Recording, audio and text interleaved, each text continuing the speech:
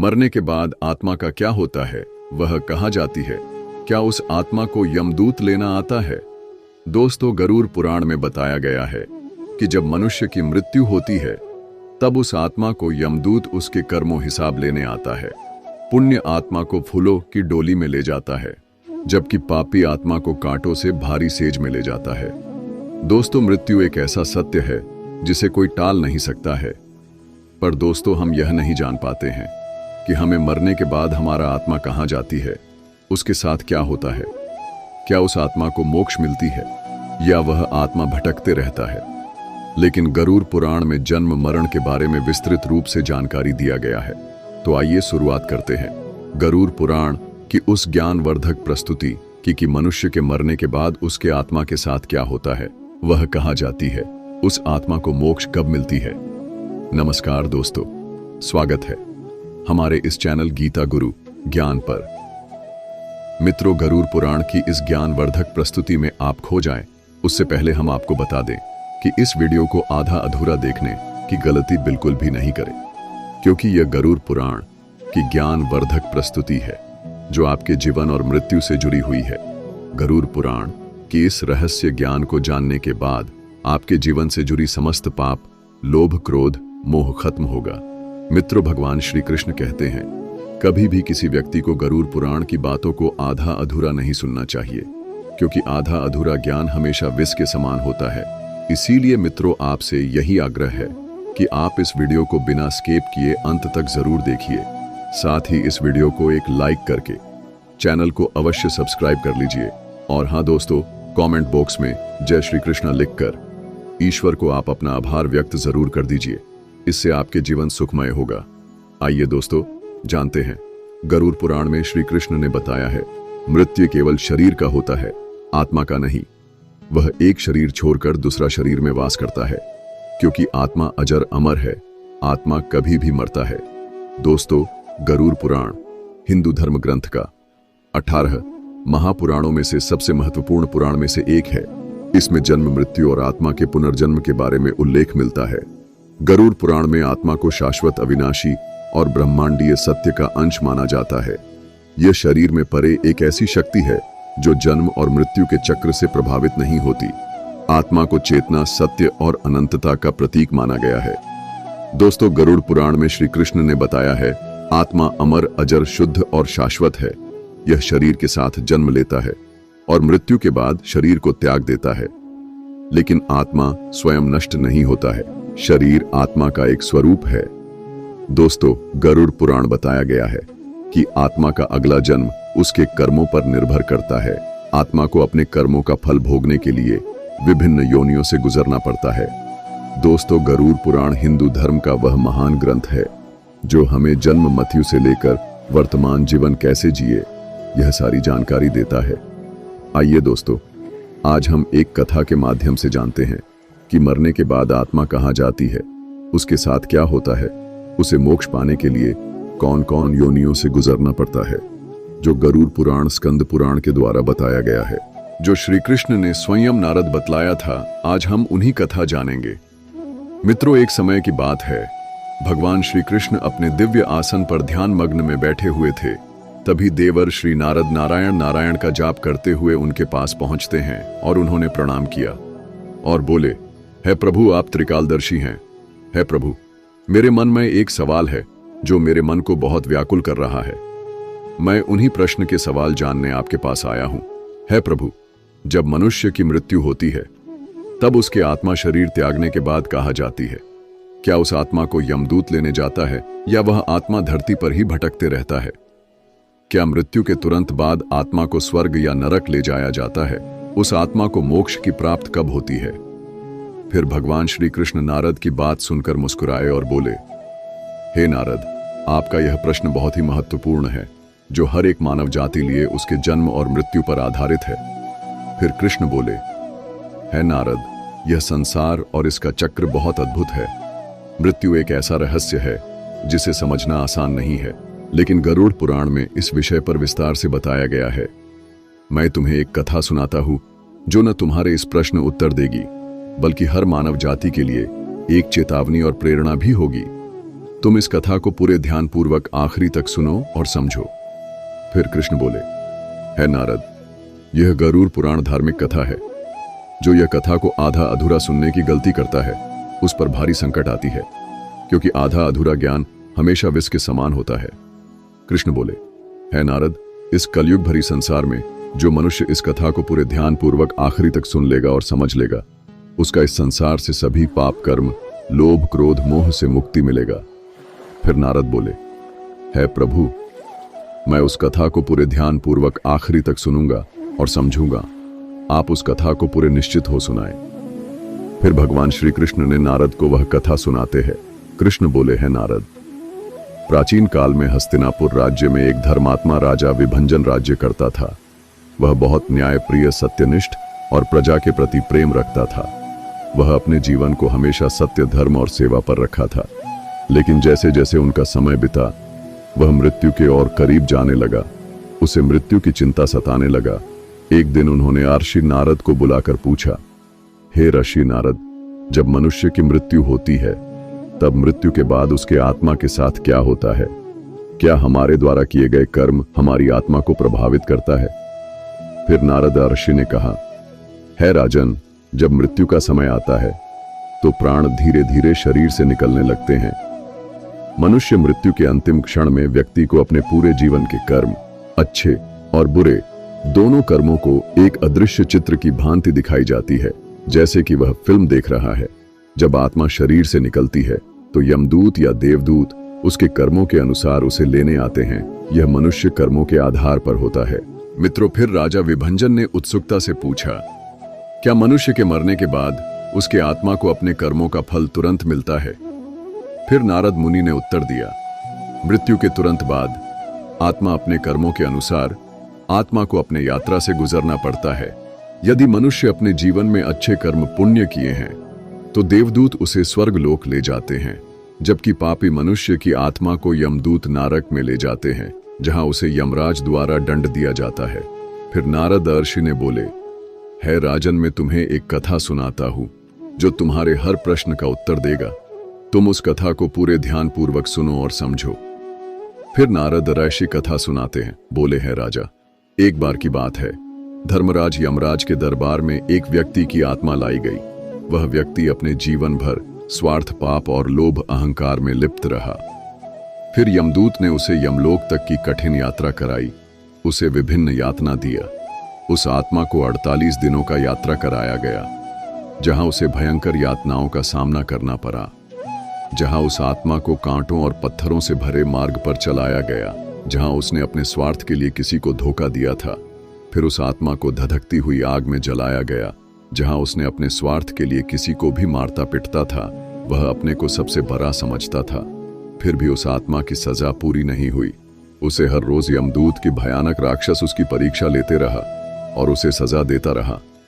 फिर राजा विभंजन ने पूछा, है ऋषि, क्या आत्मा को इन कष्टों से बचने के लिए कोई उपाय है जिन पर चल के वह अपने कष्टों से बच सके? फिर नारद ऋषि ने मुस्कुराए और बोले, है राजा, यदि व्यक्ति जीवन में धर्म, सत्य और भक्ति का पालन करता है तो वह उस आत्मा को इन कष्टों का सामना नहीं करना पड़ता, क्योंकि जो व्यक्ति हमेशा अपने जीवन में सत्य, धर्म, दूसरों की सहायता और ईश्वरलीन रहता है तो भगवान उस आत्मा लिए यह यात्रा सहज सुखद कर देता है। मित्रों, फिर नारद ऋषि ने आगे कहा, आत्मा को यमलोक पहुंचने के बाद यमराज के सामने उस आत्मा को प्रस्तुत किया जाता है, जहां चित्रगुप्त आत्मा के सभी कर्मों का लेखा जोखा पड़ता है, क्योंकि चित्रगुप्त के पास हर मनुष्य के जीवन के हर छोटे बड़े कर्मों का पूरा हिसाब रखता है। फिर राजा विभंजन ने पूछा है, ऋषि मुनि, क्या मनुष्य के मरने के बाद उसके आत्मा को कर्मों का परिणाम तुरंत मिलता है? नारद ऋषि ने फिर समझाया, है राजा, आत्मा को उसके कर्मों के आधार पर उसका लेखा जोखा होता है। फिर उसे स्वर्ग या नरक या फिर पुनर्जन्म का निर्णय सुनाया जाता है। यदि आत्मा ने अधिक पाप किए हैं तो उसे नरक में दंड भोगना पड़ता है। यदि उसने पुण्य किए हैं तो उसे स्वर्गलोक में आनंद और सुखद जीवन मिलता है।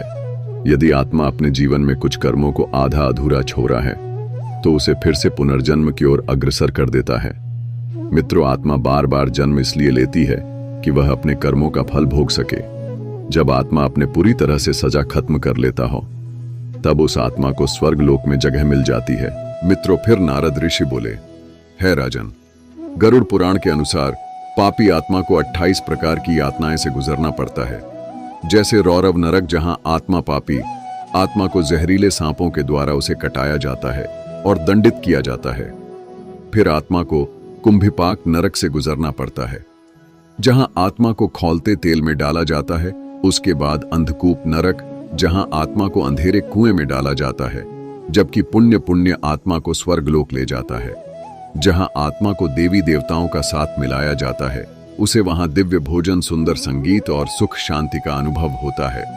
फिर राजा विभंजन ने पूछा, क्या मनुष्य अपने कर्मों से अपने भाग्य को बदल सकता है? क्या वह नरक की सजा से बच सकता है? नारद मुनि ने उत्तर दिया, हाँ, मनुष्य के पास अपने कर्मों से अपने भाग्य को बदलने की शक्ति होता है। यदि मनुष्य अपने अपने जीवन में लोभ, क्रोध, मोह से दूर होता है और वह अपने जीवन में सत्य, धर्म और भक्ति का पालन करता है, तो वह न केवल अपने जीवन को सुधार सकता है, बल्कि वह अपने मृत्यु के बाद की यात्रा को भी सहज और दुखद बना सकता है। फिर मित्रों, फिर नारद ने भगवान श्री कृष्ण से कहा, हे प्रभु, आपकी इस कथा ने मेरे मन में और भी कई प्रश्न उत्पन्न किए हैं। क्या आप इस विषय को और विस्तार से समझा सकते हैं कि आत्मा की यह यात्रा कितनी लंबी होती है और क्या इसमें परिवारजन या प्रियजनों की कोई भूमिका होती है? फिर श्री कृष्ण मुस्कुराए और बोले, हे नारद, यह रहस्य बहुत व्यापक है और इसे समझने के लिए और गहराई से विचार करना आवश्यक है। मैं तुम्हें आत्मा की यात्रा के अगले चरणों और उससे जुड़े विभिन्न पहलुओं को विस्तार से समझाता हूं। तुम इसे ध्यानपूर्वक सुनो और समझो। कृष्ण ने आगे कहा, मृत्यु के तुरंत बाद आत्मा शरीर से निकलती है। फिर उसे अपने कर्मों के अनुसार यमलोक या स्वर्गलोक की यात्रा से गुजरना पड़ता है। लेकिन यह प्रक्रिया में आत्मा कई अनुभवों से गुजारती है। जब मनुष्य की मृत्यु होती है तब उसके तुरंत बाद आत्मा को 3 मुख्य स्थितियों का अनुभव कराया जाता है। पहला है विचलित अवस्था। मनुष्य की आत्मा को अपने भौतिक शरीर को छोड़ने के बाद कुछ समय तक उसके आत्मा को भ्रमित कराई जाती है। उसे यह समझने में समय लगता है कि वह अब जीवित नहीं है। यह समय आत्मा के मोह और सांसारिक संबंधों पर निर्भर करता है। दूसरा है जीवन का पुनरावलोकन। मनुष्य की मृत्यु के बाद आत्मा अपने जीवन के हर छोटे बड़े कर्म को एक अदृश्य रूप में देखती है, जैसे कि वह फिल्म देख रहा हो। उसे अपने अच्छे और बुरे कर्म स्पष्ट रूप से दिखाई देते हैं। तीसरा है पथ का निर्धारण। जब मनुष्य की मृत्यु होती है तो आत्मा को उसके कर्मों के अनुसार यमदूत या देवदूत उसे ले जाने आते हैं।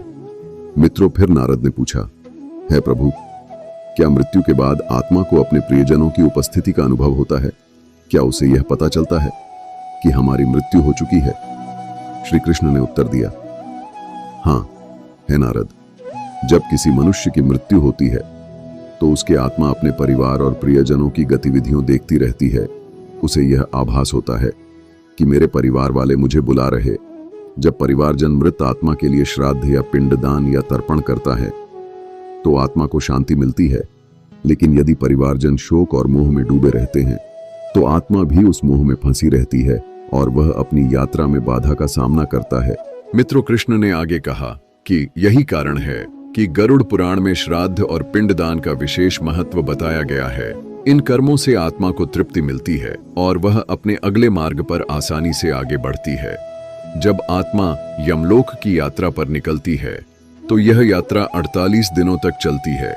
इस दौरान आत्मा को 16 मुख्य स्थानों से गुजरनी पड़ती है। प्रत्येक स्थान पर उसे अपने कर्मों के अनुसार कठिनाइयों या सुखों का अनुभव होता है। आत्मा के लिए एक वैतरणी नदी बनाई गई है। यह नदी पापियों के लिए एक भयंकर जलधारा बहता है जिसमें रक्त और कीचड़ बहता है। पुण्य आत्माओं के लिए इसे पार करना कठिन नहीं होती है, जबकि पापी आत्मा को यह पार करना बहुत ही मुश्किल और दुखद होती है। फिर आत्मा को यमद्वार के जाया जाता है। यहाँ यमदूत आत्मा धर्मराज के सामने प्रस्तुत करता है, जहाँ आत्मा का लेखा जोखा चित्रगुप्त पढ़ता रहता है। फिर उसे अपने कर्मों के आधार पर दंडित किया जाता है। फिर नारद बोले, है प्रभ, क्या आत्मा को इस यात्रा के दौरान कोई मदद मिलती है? श्री कृष्ण बोले, यदि परिवारजन पवित्र मंत्रों का उच्चारण, भगवान का ध्यान और सत्कर्म करते हैं तो आत्मा को इस यात्रा में मदद जरूर मिलती है। गरुड़ पुराण में बताया गया है कि आत्मा को अपने कर्मों के अनुसार स्वर्ग या नरक में स्थान दिया जाता है। दोस्तों फिर बोले, हे प्रभु, यदि आत्मा ने अपने कर्मों का फल भोग लेता है तो उसके साथ क्या होता है? तब श्री कृष्ण ने जवाब दिया, है नारद, जब आत्मा अपने कर्मों का फल भोग लेता है तो उसे पुनर्जन्म दिया जाता है। आत्मा का अगला जन्म उसके पिछले कर्मों के आधार पर निर्धारित होता है। यदि आत्मा ने पुण्य किए हैं तो उसे मानव या देवता के रूप में जन्म मिलता है। यदि आत्मा ने पाप किए हैं तो उसे पशु, कीट या अन्य निम्न योनि ने जन्म लेना पड़ता है। नारद ने फिर पूछा, है प्रभु, क्या आत्मा इस चक्र से कभी मुक्त हो सकती है? श्री कृष्ण ने आगे कहा, हां, आत्मा के लिए मोक्ष संभव है। जब मनुष्य अपने जीवन में धर्म, सत्य और भक्ति का पालन करता है और सभी सांसारिक बंधनों से मुक्त हो जाता है तो वह आत्मा जन्म मृत्यु के चक्र से मुक्त होकर परमात्मा में लीन हो जाती है। जो व्यक्ति निष्काम भाव से भगवान का स्मरण करता है तो उसे मोक्ष मिलता है तथा दूसरों की सेवा, दान और धर्म के मार्ग पर चलने से आत्मा का शुद्धिकरण होता है। और जो व्यक्ति आत्मा और परमात्मा के ज्ञान को प्राप्त करता है वह जन्म मृत्यु के बंधन से मुक्त होकर मोक्ष प्राप्त कर लेता है। मित्रों, फिर नारद ने भगवान श्री कृष्ण से कहा है, प्रभु, आपने यह सुनाकर हमारे मनों में से सभी संदेह दूर कर दिए। अब मैं समझ गया हूं कि मृत्यु के बाद आत्मा की यात्रा मनुष्य के कर्मों पर निर्भर करती है। मैं अब हर मनुष्य को अपने जीवन में सत्य, धर्म और भक्ति के मार्ग पर समर्पित करना बतलाऊंगा। है मनुष्य, तुम अपने कर्मों पर ध्यान दो, स्वार्थ, पाप और अहंकार को त्यागो, धर्म, सत्य, सेवा और भक्ति को अपनाओ, क्योंकि यही जीवन का सबसे बड़ा सत्य मार्ग है। इससे तुम्हारे आने जीवन सुखद होगा और तुम्हारे आत्मा को भी मोक्ष प्राप्ति हो। मित्रों, श्री कृष्ण ने इस प्रकार नारद को गरुड़ पुराण की रहस्य को बताया। मित्रों, फिर श्री कृष्ण ने कथा समाप्त कर नारद से कहा, है नारद, मनुष्य की मृत्यु के बाद आत्मा की यात्रा उसके कर्मों पर निर्भर करता है। जो व्यक्ति जीवन में धर्म, सत्य और भक्ति का पालन किया है तो उसकी आत्मा मृत्यु के बाद भी स्वर्गीय सुख का अनुभव करती है। लेकिन जो मनुष्य अपने जीवन में पाप और अधर्म के मार्ग पर चला है उसे नरक की विभिन्न यातनाएं भोगनी पड़ती हैं। मनुष्य को यह समझना चाहिए कि मृत्यु केवल शरीर का अंत नहीं है, बल्कि यह आत्मा के उसके अगले चरण की शुरुआत कराता है, क्योंकि आत्मा अजर और अमर होता है। वह शरीर त्याग कर दूसरे शरीर में वास करता है, लेकिन उसके कर्म उसे विभिन्न जन्मों और कर्मों के चक्र में डालते हैं। मनुष्य को यह ध्यान रखना चाहिए कि केवल ईश्वर की भक्ति और सत्य के पालन से ही हम अपने आत्मा को मोक्ष और अग्रसर कर सकते हैं। फिर नारद ने भगवान श्री कृष्ण को प्रणाम किया और कहा, हे प्रभु, आपकी यह कथा हर मानव जाति के लिए एक प्रेरणा का स्रोत होगा है। इस पर चल के हर मनुष्य अपने जीवन के कर्मों को बदल सकती है। दोस्तों, गरुड़ पुराण हमें सिखाता है, मनुष्य की जीवन एक बोया हुआ खेत की तरह है। मनुष्य खेत में जो बीज बोता है वही फल प्राप्त होता है। उसी प्रकार मनुष्य अपने जीवन में जो जैसा कर्म करता है उसे मरने के बाद उसके आत्मा को वही फल भोगना पड़ता है।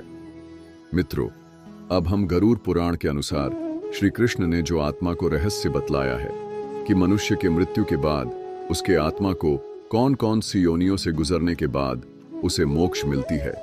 आप इस वीडियो को बीच में छोड़कर जाने कि गलती बिल्कुल भी नहीं करें, क्योंकि यह गरुड़ पुराण की आत्मा से जुड़ी धार्मिक रहस्य है। इसलिए इस ज्ञानवर्धक प्रस्तुति को अंत तक जरूर देखिए। आइए जानते हैं। दोस्तों, मनुष्य की मृत्यु होती है तो उसका प्राण से आत्मा बाहर निकल जाता है। यह आत्मा जो सूक्ष्म शरीर में होती है, शरीर से निकलने के बाद यमदूतों या देवदूतों के साथ अपनी यात्रा आरंभ करती है। गरुड़ पुराण के अनुसार यदि व्यक्ति ने अपने जीवन में पाप किए हैं तो यमदूत उसे बांधकर यमलोक की ओर ले जाते हैं, जबकि व्यक्ति ने पुण्य कर्म किए हैं तो देवदूत उसे स्वर्ग की ओर ले जाते हैं। यह यात्रा 48 दिनों तक चलता रहता है। इस दौरान आत्मा को विभिन्न कठिनाई का सामना करना पड़ता है, जिसमें आत्मा को 84 लाख योनियों के चक्र से गुजरना पड़ता है। यह इस बात पर निर्भर करता है कि उसने अपने जीवन काल में कैसे कर्म किए हैं। अच्छे कर्मों से आत्मा उच्च लोकों में जाती है, जबकि बुरे कर्म उसे निम्न योनियों में ले जाते हैं। दोस्तों, पुण्य आत्मा को स्वर्ग भेजा जाता है, जहां उसे सुख और आनंद मिलता है, जबकि पाप आत्मा को नरक भेजा जाता है, जहां उसे अपने पापों की सजा भुगतनी पड़ती है। गरुड़ पुराण में 28 प्रकार के नरकों का वर्णन मिलता है, जिनमें हर पाप की अलग सजा दी जाती है। जब आत्मा अपने सारे कर्मों का सजा भोग लेता है, तब उसे पुनर्जन्म के चक्र से प्रवेश करता है। मित्रों, गरुड़ पुराण के अनुसार आत्मा को तभी मोक्ष प्राप्त होता है जब वह भगवान की भक्ति, सत्य, धर्म और सेवा के मार्ग पर चलता है। तब आत्मा मोह माया से मुक्त होकर परमात्मा में लीन होना पड़ता है। मित्रों, गरुड़ पुराण सिखाता है कि मृत्यु अंत केवल शरीर की अंत नहीं है, बल्कि आत्मा को एक नई यात्रा को शुरुआत कराना होता है और उसे मोक्ष दिलाना होता है। इसीलिए हम अपने जीवन में अच्छे कर्म, सत्य, धर्म और सेवा तथा ईश्वर की भक्ति से हम आत्मा को मोक्ष की ओर अग्रसर करा सकते हैं और हम अपने आत्मा को नरक की यातना से बचा सके। धन्यवाद।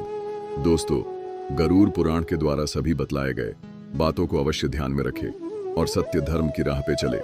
इससे आने वाले जीवन अत्यंत सुखद और दिव्य हो।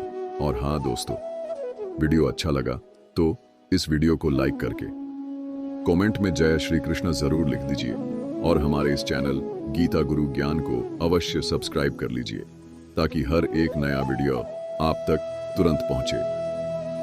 धन्यवाद। हर हर महादेव। ओम नमः शिवाय। राधे राधे।